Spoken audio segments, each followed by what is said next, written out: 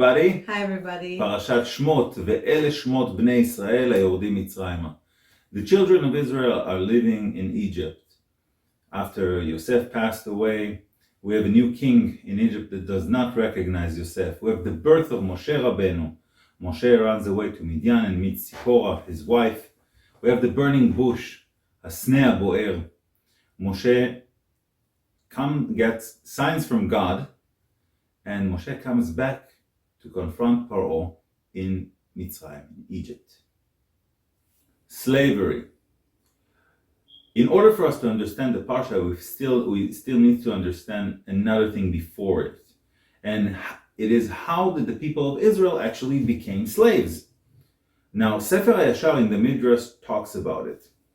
The brothers start to die. After Yosef passed away, the brothers start to die also. And Levi is the last brother to die.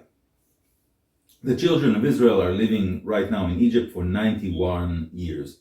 They are fearless warriors, very strong. They prosper, they have many children. And Paro starts to be very ungrateful. Now, we need to understand that God blesses Pharaoh and blesses the whole nation of Egypt because the people of Israel are there. The advisors of Paro are seeing the power of the people of Israel, and they tell Paro that these people are very dangerous for the country. They can actually conquer it and destroy it. They offer Paro that the people of Israel will start working for him for salary. And slowly, they will lower their salary and raise their taxes until these people will become slaves. Paro offers something really nice. He offers a salary, a high salary for work to be done, to build the cities of Pitom and Ramses. Come, be my workers. You don't need to be a shepherd anymore. And you'll work for me.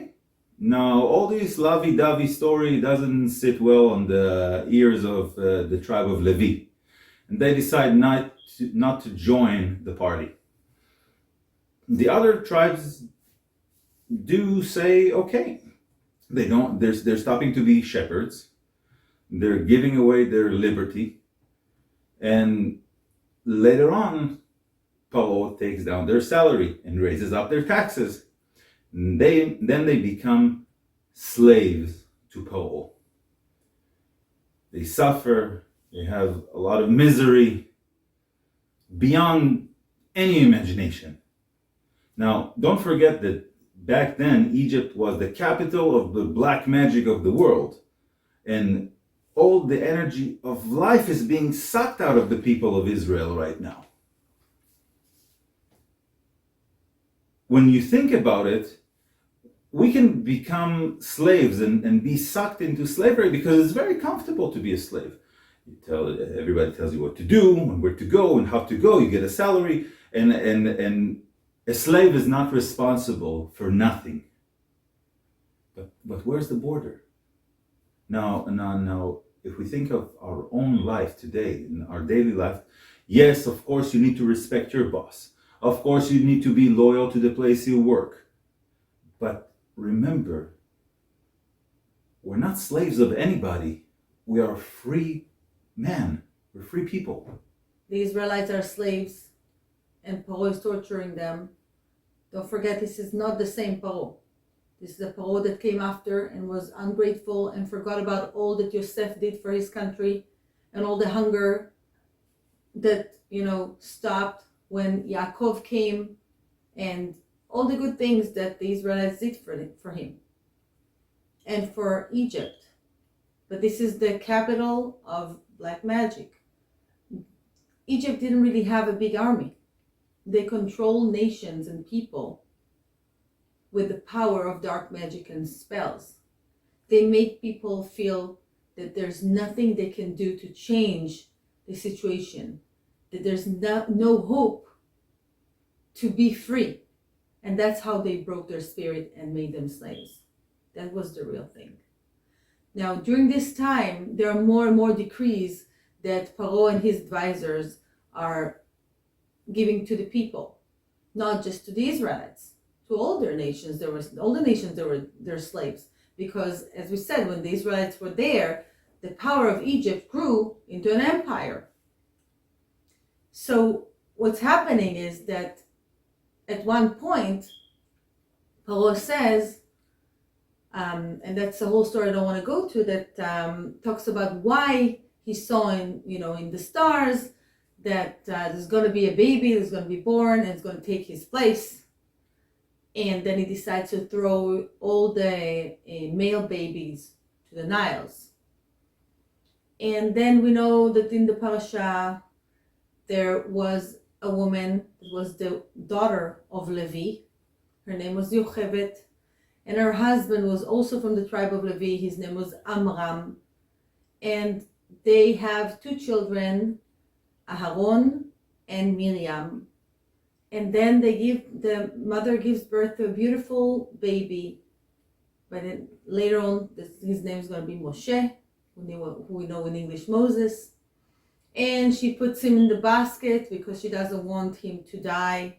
And as soon as he goes to the Niles, it's like the prediction is over, because it feels like, oh, we threw all the babies, right? So the baby is there, but Moshe didn't die. We know that, in fact, he came all the way to where Paro's daughter, Batya, was bathing, and then she saw him and she saved his life. But this is all, if we can look at it, it's the hand of God. Because even Batya, she was a daughter of Paro, but the name in Hebrew, Batya, means the daughter of Hashem. So Hashem planted a very special soul inside Batya, actually like a Jewish soul there, to help and to be able to save the baby instead of, God forbid, killing him. Moshe grows in the palace for 40 years. Can you imagine 40 years that he grows in the biggest impurity? All the things you can imagine, they did it. And imagine that you're not only in the black magic capital of the world, you're also in the palace, in Paro's palace, Pharaoh's palace. That's what Moshe saw all around him. But still, at one point, when he's 40 years old, he goes out and he wants to see with his own eyes. And as soon as he goes out, he sees the suffering. He sees how the people that now he starts to recognize as his people are suffering. He cannot ignore it. He cannot just sit in his comfortable palace and think, okay, I don't need to care about other people. No, he could not take it that he's comfortable maybe, that other people are slaves and paying with their lives. And then he sees an Egyptian guy trying to harm a Jew, and then he kills the Egyptian. And at that point, he runs to the desert. He leaves everything behind him. What do you think? Paro could not forgive him? He could have gone to Paro and says, okay, I'm sorry, I don't know what went into me. But Moshe, in a way, goes through an identity crisis. He doesn't want to go back and be a king or a prince anymore when he saw what's going on. So he just leaves everything behind him and runs to the desert. In the desert, he goes to the house of Yitro. Yitro later on becomes the first real convert in the Torah to Judaism. He marries his daughter of Yitro, Tzipora, and he becomes a shepherd. Again, goes back, Hashem, when he wants someone to be a good leader, he usually lets him be a shepherd. Because the shepherd knows how to behave with the strong part of the herd, and with the weak one, with the young ones, with the old ones. He becomes a shepherd. And then at one point, he goes, and we know the famous stories, and he sees a burning bush, and he hears the voice of Hashem. And Hashem says, that's not where you end your life. I understand it's nice and warm and comfortable here, but you have to go. You have to go back and save your people. And Moshe says, I don't want to, I can't, I'm a starter, I can't do it. At one point, Hashem says, okay, take Aaron, your brother, with you. But you have to go back. And sometimes when we have chances in our lives to really do good, we feel like, we can't, I don't know if I should say that or I should do. It's okay. You have to learn to talk in the right way. But to be a true leader is to have a lot of humbleness. Moshe didn't even want to go. He felt there must be someone else that is much better than him. But nevertheless, Hashem said, you have to go. And Moshe went. But through all the next parashot, we're going to see the true leader inside Moshe that was always so humble, always caring for other people's pain, always even sacrificing his own, himself just for other people. So this is like when we say that the job chose him, because he didn't have that ego. Yeah, I'm the leader and I'm this. And he just did it because that was what Hashem asked him to do. This is what the will of Hashem was. And this whole book right now of Shemot is dealing with what is our job in the world and how should we get close to Hashem. Sefer Shemot is the second book of the Torah. It starts with the Parashat Shemot and follows up with other parashot. The first 6 weeks are these parashot: Shemot Va'era, Bo, Beshalach, Yitro, Mishpatim. The first letter of each parsha gives you an acronym for the word Shovavim, which means in English mischief. Parashat Shemot starts this period of time. In this period of time, the skies are open for returning to God, because we have the ability to fix all the bad things, the negative things that we did, right from the root, right from the seed level, and understanding where we did wrong, and we have the ability to correct it. God is calling us back. Come back.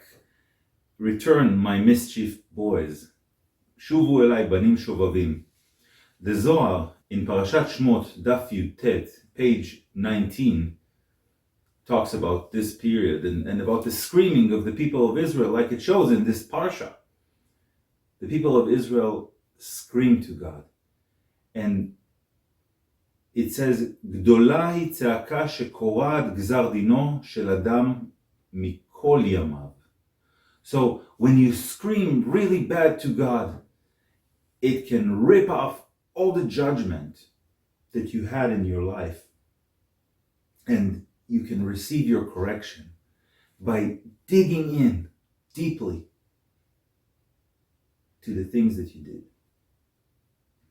So just like the book of Bereshit is the Sfirat Keter, which is the seed level, the book of Shemot is Sfirat Chokhmah, the sphere of Chokhmah. And the sphere of Chokhmah, Chokhmah is like wisdom, the high wisdom. But it works in a way that the whole book, it comes to give us something. And it also connects to what Noam says about Shovavim, because when we look at those parashot, it tells all the story that is about Exodus. But Pesach, when we really celebrate the Exodus of Israel and going out of our own Egypt, is in a few months ahead. So why are we learning about it right now and not later on in the year?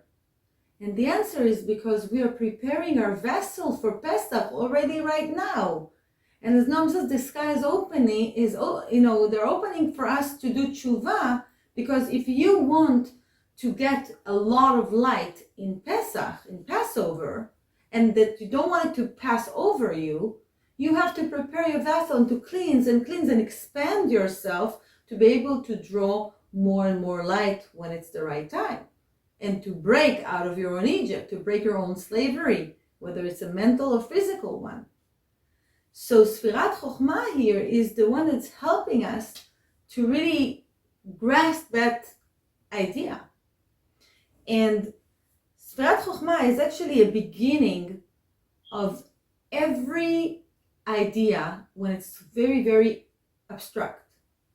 It's like pure light. We call it Or Ein Sof, the endless light that is coming into our world, before it's even getting into the matter. And it's like a divine, godly light. And the way that we can even think about connecting to it is by completely canceling any physical egoism or any physical reality. Because when we think about ourselves as only ourselves, we kind of cancel our connection and being one with Hashem. When we really understand that in this world, the matter is an illusion. Albert Einstein said that. And even matter in our world, it's energy that was taken to a low frequency in order for us to really feel it or see it. Everything is energy. And our job in this world is to be one with God, one with Hashem. No someone that will come and just take the energy for you and do it for you. You have to connect directly to Hashem. People can help. People can be good leaders. They can be role models, but you have to open your own channel with Hashem. And the way you do it is with a lot of modesty and understanding a concept in Judaism that in one sentence, and I'll say it first in Hebrew, it's En od milvado. There's nothing beside Hashem. When you're really canceling and humble yourself so much to really understand this whole world, the walls, the light, the table, other people, we're all one with Hashem. There's nothing more than Him. En od milvado.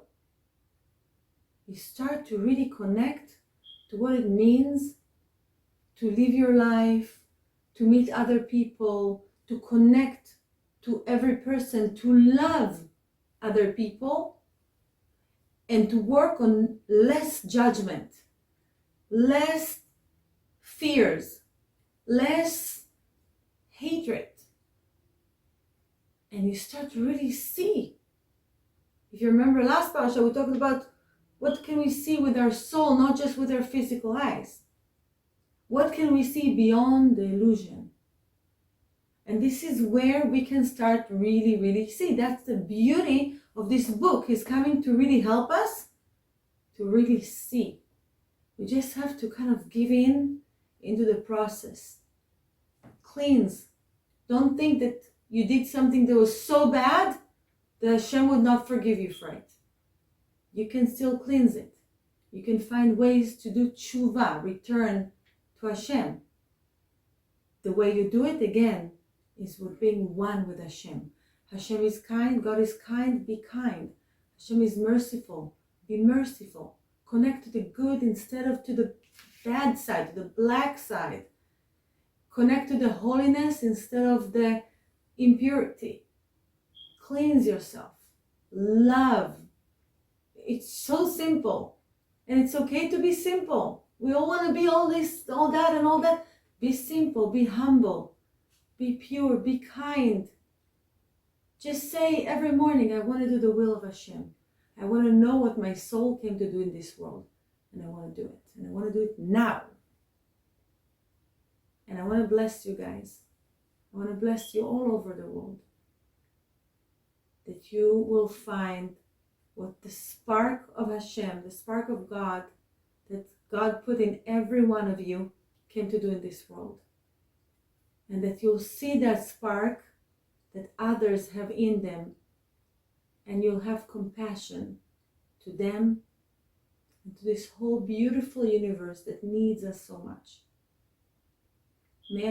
May we all live to our fullest and get our potential to the reality and bring Mashiach and do this world the most beautiful place that it can be. All the best. All the best.